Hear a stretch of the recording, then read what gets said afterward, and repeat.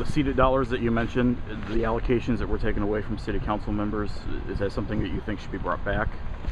Well, we hope so. Obviously, one of the things that we want to continue to do is to make sure our fiscal house is in order here in the city. I've talked about that, and I salute Mayor Henry and those on city council who've kept our budget flat, not increased taxes, kept a large surplus, and kept our city services going. We hope at some point when our economy does begin to recover, some of those dollars may be able to be brought back. And if they are brought back, I would like to make sure that we get our share here in the 5th District. While we don't have the allotment per district at the present time, we still have some that are available in the city as a whole.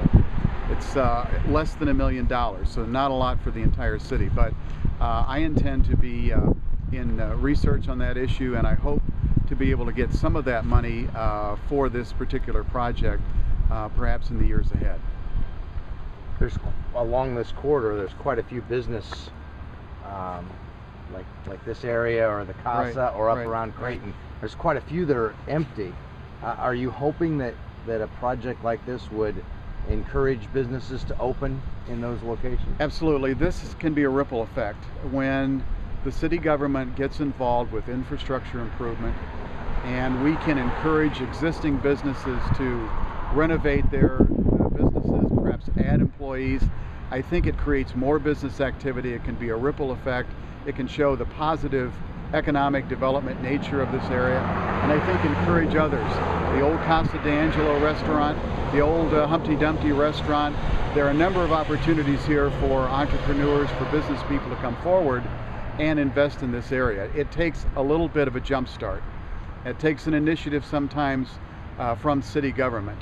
And I've seen this successful in other portions of our city, particularly the East State Village area and the North Wells Street area. Those are two corridors where we've made investments and where businesses have been retained or added.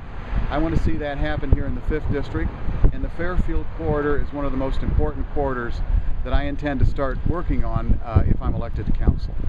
Does the diversity of the area, does that add anything to the challenge? Well, there's always, I think, a lot to add here. This is a major corridor that's coming from the south part of Fort Wayne, from the airport also, into the heart of our city, into the heart of the 5th District. The fact that there are some strong neighborhoods here, strong neighborhood leaders who offer a great vision as far as what we can do together.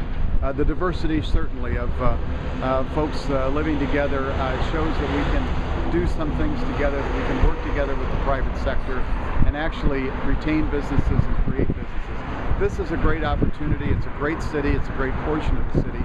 And we need to highlight these areas, I think, even more in the years ahead.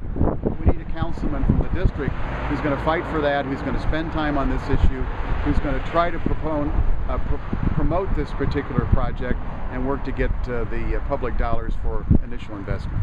And one last question that I have, why stop at Creighton? Why not go all the way downtown? Well, this is part of the Packard Area Planning Association, and that's the portion that they actually decided to do.